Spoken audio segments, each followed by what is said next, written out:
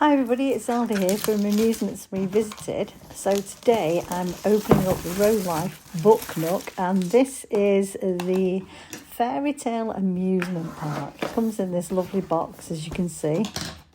By the look of the back, it's got quite a lot of details on it. It tells you the age, how many hours, so on.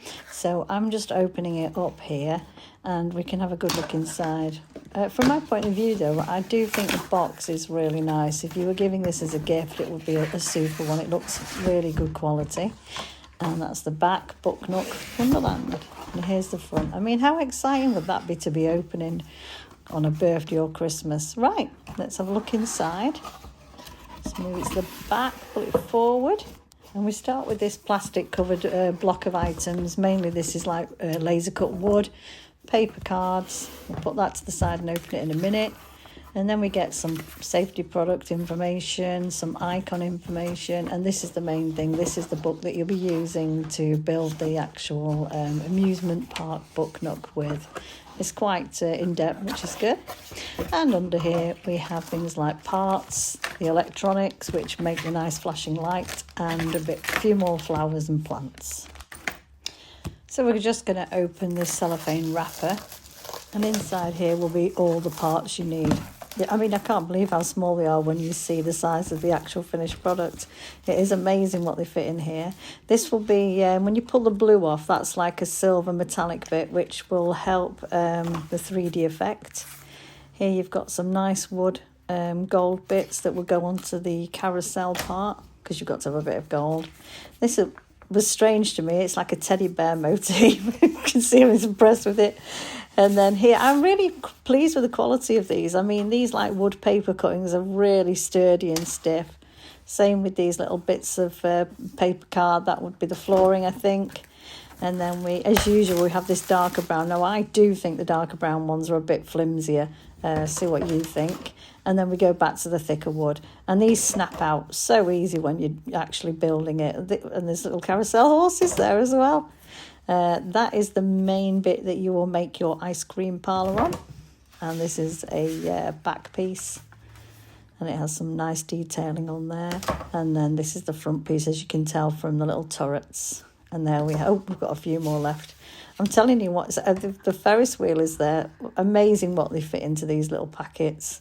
Now, I've put together it all, and this is what it looks like complete. The electrics were quite difficult. They're not run on a battery. They're a USB one this time, but they do tuck quite nicely underneath here. And this is like the finished product. I'll do quite a few little side joints, and I'll show it you illuminated as well. It's really pretty, but I'm going to say now it definitely took me longer than the 4 hours quoted on the box. Yeah, because the 3D look is quite in-depth, and some of the instructions don't quite meet with what you're imagining. So they'll have a coloured panel and you'll think that must go with the coloured panel, but actually it's on the blank panel. So I struggled with that.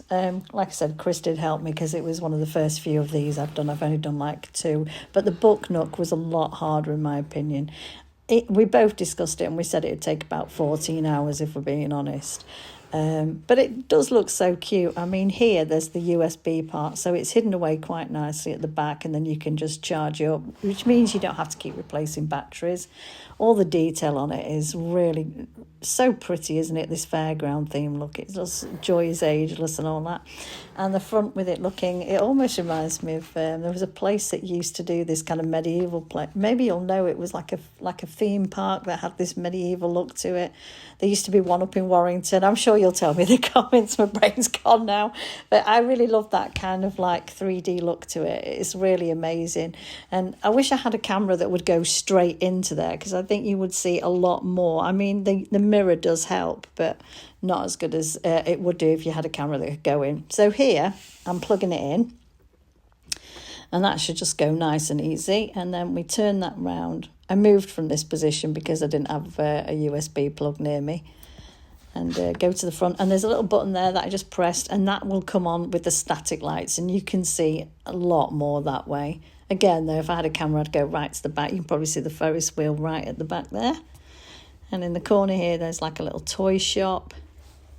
which is adorable. The door opens and it's got like prizes in it. I'm assuming it's prizes you'd win. You have like a carousel there with some horses on gallopers. Now I will say I wasn't impressed with that. It has a line right across the teddy bear's head when it's illuminated, and I think that's from inside. There's a whole line that goes across to put your bunting, but it doesn't detract from the main front of it, which still looks incredibly pretty. And as I was saying, there's sections. I've turned it off there, but there's a flashing section which you'll see now, and that's the carousel or horse flashing away there. I tell you what's a shame, that I know on some of the Rolife models they actually come with like a little music box to them, and that would be working so well with the carousel. I think it would just lift the whole model up a bit if it had that kind of carousel sound. Well, it goes not like that. And there's little ice cream carts. I had real trouble with those ice creams. They kept falling over. But again, I do think when it's all put together, it's an absolutely gorgeous little gift. And I'm going to show it in the evening light now, because I've changed it over from midday light to evening light, and it comes alive a little bit more. It's so intricate, isn't it? And I'll be honest, it was fun to make. Hope to see you on the next build. Bye.